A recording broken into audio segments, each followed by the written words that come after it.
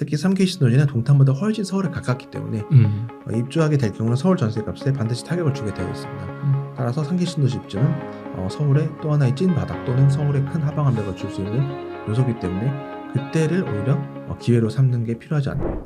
앞으로 부동산 시장의 하락이 이제 많은 걸 말씀해 주셨는데 저희 시청자분들은 조금 연도라든가 어떤 좀 직접적인 신호를 조금 듣고 싶으신 분들도 있으실 것 같아요. 상승을 위한 변곡점 언제쯤 좀 나타나게 될까요? 사실은 이제 제가 시기 위주로 말씀을 많이 드렸었고 그동안 네. 그래서 23년 전후가 중장기 고점이 될 것이다라는 근거를 좀 여러 가지 이야기하면서 말씀을 드렸는데 사실은 이제 중장기 고점이 제 예상보다 1년 빨리 왔죠. 빨리 온 이유는 가장 대표적인 이유는 첫 번째는 이제 21년에 저도 21년에 이제 급등할 것이라 예상을 했지만 네. 21년이 급등 수준이 제 예상을 더 뛰어넘는 거의 폭등 수준이 됐기 때문에 그런 측면에서 봤을 때 이제 실수요가 따라붙기 힘든 상황이 더 심화가 된 상황이 21년이 돼버렸고 그래서 임계치를 좀 더 당긴 효과가 있었고 두 번째는 이제 러시아 우크라이나 전쟁으로 이제 그 여파로 이제 글로벌 인플레이션 심화로 금리가 급등하면서 그러한 영향 때문에 이제 제가 전망했던 게 이제 고점이 이제 1년 정도 당겨졌는데 그런 걸 봤을 때 사실은 그 예상치 못한 수준의 뭐 급등 급락 이런 것들이 생기면 사실은 시기에 대한 설명이 약간 무의미해지는 효과는 있더라고요. 그래서 제가 아까 초반에 말씀드린 것처럼 뭐 주택 구입 부담 지수가 130 서울 기준으로 130 아래로 가거나 전세가율이 60%를 상향 돌파하면 그때는 이제 진입해도 무방할 수 있는 시기라고 판단하고요. 그런 것들이 차치하고서 본다면 사실은 저는 이제 3기 신도시 입주 때가 가장 저점이 아닐까 이렇게 예상을 합니다. 왜냐하면 과거 수도권의 중장기 하락장은 두 차례 있었는데 이제 91년부터 95년, 그다음에 2010년부터 13년까지인데 그때가 신도시 입주 시기랑 일치하거든요. 91년부터 95년까지는 1기 신도시 입주랑 겹치고요. 2010년부터 13년까지는 판교, 광교 신도시 입주랑 시기가 겹칩니다. 그런 측면에서 봤을 때 왜 그런 일이 발생하냐면 신도시가 입주한다는 건 신도시를 조성한다는 건 집값이 계속 오르니까 집값을 잡으려고 신도시를 이제 조성을 하는 건데 집값을 잡으려고 신도시 조성하는데 아이러니하게 신도시 조성하려면 토지 보상이 돼야 되니까 거액의 토지 보상금이 풀려서 이것이 부동산 시장으로 흘러들어가서 집값을 잡는 게 아니라 부동산 시장이 버블이 더 커진 상황에서 입주할 때 되면 이제 경착륙을 일으키는 버블이 꺼지면서 경착륙을 일으켜 왔는데 마찬가지로 3기 신도시도 입주를 하게 되면 좀 그때가 이제 좀 하방 압력이 가장 거셀 때가 아닌가. 왜냐하면 전세값을 무너뜨리기 때문에 매매값 자체도 크게 하방 압력을 받게 되기 때문에 3기 신도시 입주가 중요하고 그래서 사실은 아까 말씀드린 것처럼 토지 보상이 굉장히 잘 진행되고 있고 인천 계양과 하남 교사는 이미 토지 보상이 완료됐고 나머지 3기 신도시 지역들도 뭐 70% 이상 토지 보상이 진행되고 있습니다. 그런 측면에서 봤을 때 올해부터 착공을 시작한다면 26, 7년이 입주를 시작할 수 있게 되기 때문에 그런 측면에서 봤을 때 26, 7년이 바닥이 될 가능성이 가장 높다고 보여지고요. 또 하나는 27년에 대선이 있기 때문에 그런 측면에서 봤을 때 26, 7년이 바닥이 된다면 각종 모든 후보들이 좀 부양책을 들고 나올 것이고 그런 측면에서 봤을 때 심리가 전환될 만한 여건도 그때 갖춰지지 않나 이렇게 생각이 됩니다. 다만 아까 말씀드린 것처럼 그 전에 주택 구입 부담 지수가 130 아래로 내려오고 전세가율 60% 돌파하면 그 전에 저점이 올 수도 있다 이런 생각입니다. 그럼 저점은 말씀하신 것처럼 펀더멘탈 주택구입 부담 지수와 어떤 집값 그 다음에 어떤 그 금리라는 요소들이 어떻게 변경되느냐에 따라 이 저점은 조금 바뀔 수 있지만 특별하게 뭐 드라마틱하게 떨어진다거나 드라마틱하게 올라가는 그런 상황을 좀 배제한다고 봤을 때 그냥 어떤 입주 물량 과거의 3기 신도시 처럼 이제 1기, 2기 신도시가 입주했을 때 물량에 따른 가격 변화로 봤을 때는 26년, 27년 3기 신도시 입주점이 바닥이 될 가능성이 높다. 일단은 그렇게 정리해 주셨습니다. 그러면 3기 신도시 입주 시작을 26년, 27년으로 예상해 주셨는데요. 과거에 2기 신도시 입주 때 서울 집값에 별 영향을 주지 못했다는 주장도 일부는 있습니다. 그래서 뭐 이런 부분을 좀 구체적으로 3기 신도시 입주 물량이 서울 경기도 지역 집값에 어떤 영향을 좀 주게 될까요, 삼투시님?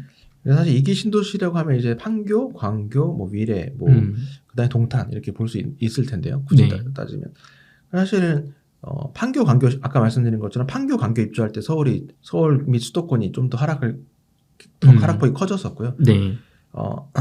2기 신도시 입주 때 서울 집값에 영향을 별로 주지 못했다는 주장은 판교 광교 때 집값이 더 떨어졌기 때문에 그 부분이 좀 틀린 부분이 있고 네. 또 하나는 이제 다만 위례가 입주할 때는 별 영향을 못 줬다 이렇게 얘기할 수 있는데 사실 위례가 입주한 게 2015년부터 입주를 했는데 2015년에 이제 상승으로 막 방향을 틀어서 네. 막 상승을 시작했을 시점이기 때문에 그 위례 신도시 입주로 이제 그 이미 시장이 방향을 틀었기 때문에 네. 위례 신도시 입주로 이제 방향을 이제 완전히 꺾지 못했던 상황이라고 보여지고요.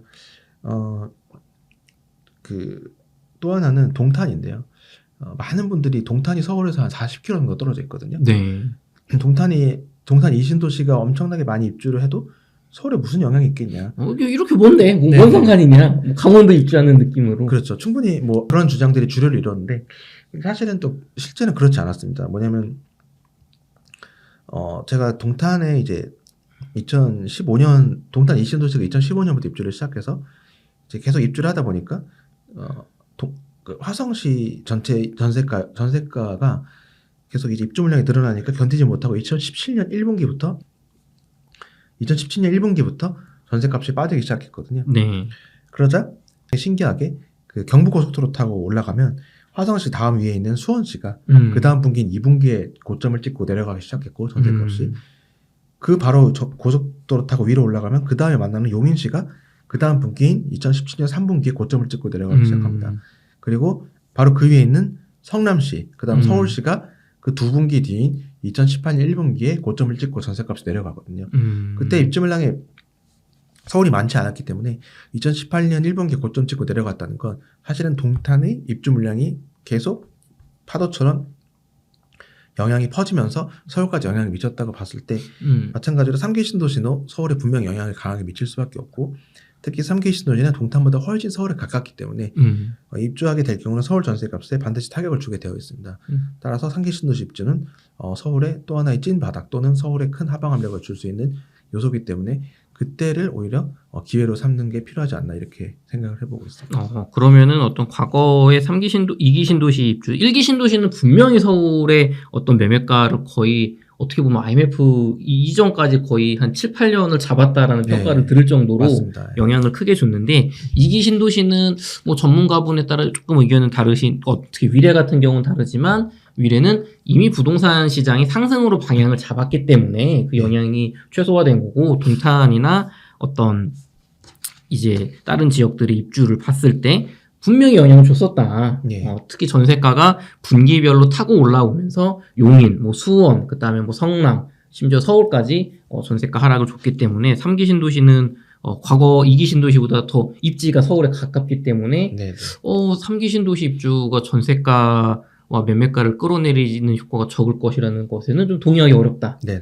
라는 의견 주셨습니다. 그러면 선생님 우리 너무 이렇게 조급하게 내 집 마련을 꼭 이 저점을 막 지금이라도 사야 되나 이런 걸 잡아도 되지 않을 것 같다라는 좀 생각이 드는데요.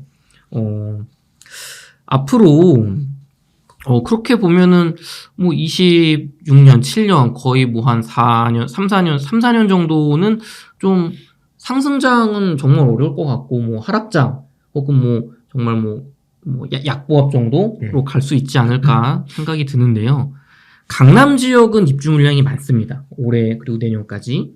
그리고 강남은 또 많은 분들이 선망하는 곳으로 빨리 떨어지고 빨리 회복할 것이다라는 의견도 있는데요. 그래서 아니야 강남은 그래도 2024년 말까지는 매수를 해야 된다.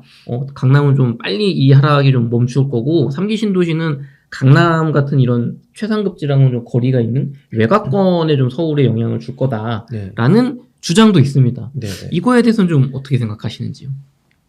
근데 사실 아까도 그러죠. 강남 같은 상급지가 상급지인 이유는 상승장 때 워낙 많이 올랐기 때문이지만 하락장 때는 수도권 하락하면 강남도 같이 하락했고 심지어 뭐 좀 더 하락한 경우도 많았다는 말씀을 드렸는데 그렇기 때문에 사실은 24년 말까지 매수해야 된다고 하지만 그것이 일견 맞을 수도 있습니다. 왜냐하면 25년에 아까 말씀드린 것처럼 22년 착공 물량이 워낙 적어서 25년에 입주 물량이 굉장히 줄어들 것이 예상되기 때문에 수도권 기준으로 서울의 전세값이 25년에 상방 압력을 강하게 받을 수 있습니다. 다만 아까 말씀드린 3기 신도시 입주가 정말 26, 7년에 시작한다면 다시 한번 전세값이 그 이후 다시 흔들릴 수 있기 때문에 그런 측면에서 봤을 때 어떻게 보면 올해 가장 강조하는 포인트인 3기 신도시 착공 여부를 꼭 체크해야 될 필요가 있는 것이고 아까 또 방금 전에 말씀드린 것처럼 동탄이 이제 결국 서울까지 영향을 미쳤듯이 네. 3기 신도시 입주도 연쇄적으로는 결국은 서울에 서울뿐만이 아니라 상급지에도 영향을 미칠 수밖에 없다고 보여지기 때문에 어쨌든 여러 차례 강조드리는 부분이지만 그 올해 3기 신도시가 착공하는지 그 부분은 나중에 강남을 들어가실 분들도 좀 눈여겨보실 필요가 있을 것 같습니다. 3기 신도시 착공이 미뤄진다면 2025년부터는 어떤 서울 수도권의 공급 물량 자체가 부족해지기 때문에 정말 그때가 저점일 수가 있다. 특히나 강남 같은 좀 민감한 지역은. 그런데 3기 신도시가 착공이 정상적 스케줄로 이루어지면 26년부터는 또 다시 입주 물량이 와서 어떤 동탄의 예로 들어주신 것처럼 결국에는 서울의 외곽권을 먼저 하락을 시키는 또 그 다음 분기엔 서울의 중심권 이런 식으로 타고 올라가기 때문에 네. 너무 아직은 확신을 갖지 말고 3기 신도시의 진행 상황을 보고 판단해도 늦지 않다. 네네. 라는 게 좋은 의견 주셨습니다. 제 생각엔 이거는 꿀팁인 것 같습니다. 감사합니다. 네. 그리고 최근에 노후주택 특별법 일명 1기 신도시 특별법에 대한 초안이 발표되었습니다. 네. 많은 어떤 온라인 상에서 이거 분당이나 일산 같은 1기 신도시, 평촌 같은 곳에 날개를 달아주는 곳 아니냐. 재건축 이제 정말 쉽게 간다. 네. 이제 천지가 개벽한다라는 의견을 주시는 분도 계신데요. 특별법을 믿고 그러면은 1기 신도시 재건축에 좀 투자를 해도 괜찮을까요? 빨리 잘 될까요, 그게? 사실은 그 재건축은 또 특징이 어떻게 보면 상급제 비슷한데 재건축은 상승장 때 초과 상승하고 또 하락장 때 초과 하락하는 경향이 있습니다. 그 이유는 이제 재건축 아파트 자체가 이제 상승장 때 호재에 민감하고 네. 하락장 때는 이제 악재에도 민감하지만 또 하나는 하락장 때는 펀더멘털에 좀 더 이제 집착을 하게 되거든요. 무슨 말씀이냐면 재건축 아파트들이 하락장 때 초과 하락한 이유 중에 하나는 전세가율이 매우 낮았던 게 특징이었거든요. 그죠. 살기가 이렇게 네. 깨끗하지가 않다 보니 오후됐으니까 전세가율이 굉장히 낮죠. 네, 전세가율이 낮다는 건 결국 매매값이랑 전세값 차이가 크다는 거고, 네.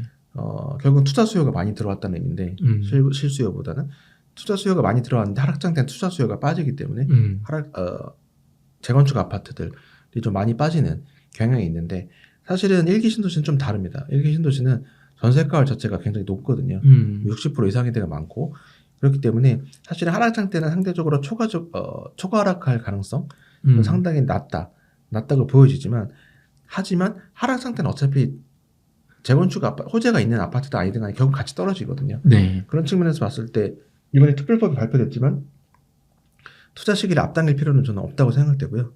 진척 상황을 보고 들어가도 늦지 않다. 좀 이렇게 생각이 됩니다. 특별법이 뭔가 빠른 시간에 뭔가 이루어질 것처럼 이 법안 내용만 보면 그렇지만 네. 시장 상황을 결국에는 따라가는 거기 때문에 네. 특별법이 나왔다고 해서 재건축 1기 신도시에 특별히 더 빨리 투자를 한다거나 그럴 필요는 없다. 예, 예를 들면 3기 신도시가 입주해도 1기 신도시가 재건축 이런 특별법 때문에 3기 신도시가 입주해서 다른 지역 떨어져도 1기 신도시만 오른다 이런 상황은 발생하지 않을 거라고 생각됩니다. 다른 지역이 떨어지는데 1기 신도시만 재건축한다고 오를 가능성은 희박하다. 네네.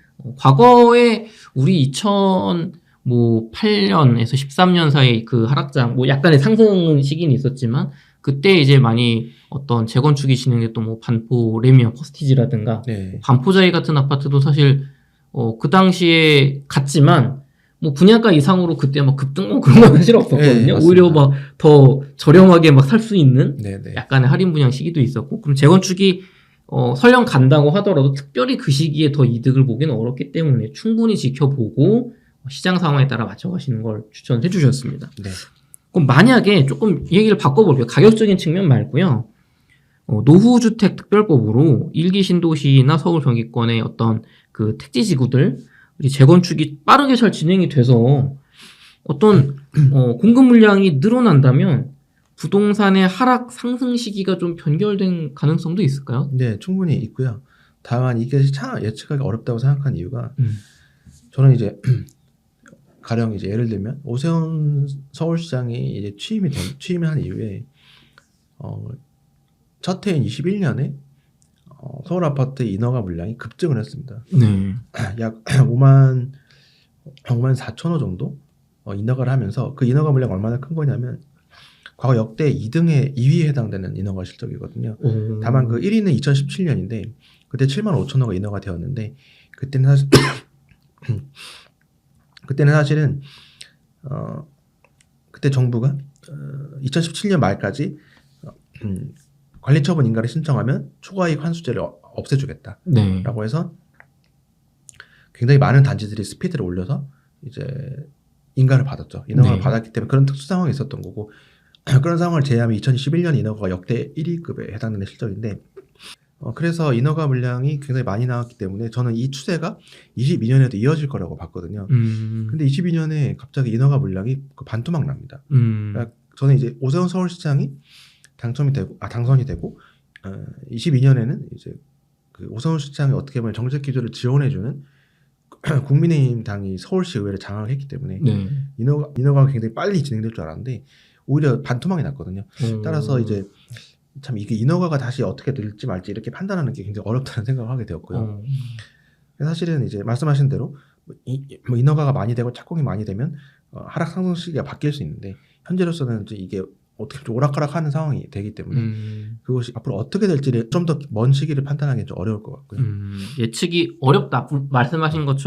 말씀드린 것처럼 인허가 물량 후 1기 신도시 재건축이 잘 진행돼서 착공이 빨리빨리 되면 분명히 집값의 어떤 하락 상승 시기가 당겨지거나 미뤄지거나 영향을 줄 텐데 네. 중요한 건 문제는 그럼 우리가 1년 단위로 확인하는 것 정도지 뭐 몇 년 뒤를 예측할 수가 없다. 네, 이게 뭐 보수 정권이 잡았다고 인허가가 늘고 진보 정권이 잡았다 인허가가 줄고 또 그런 건도 아니더라고요.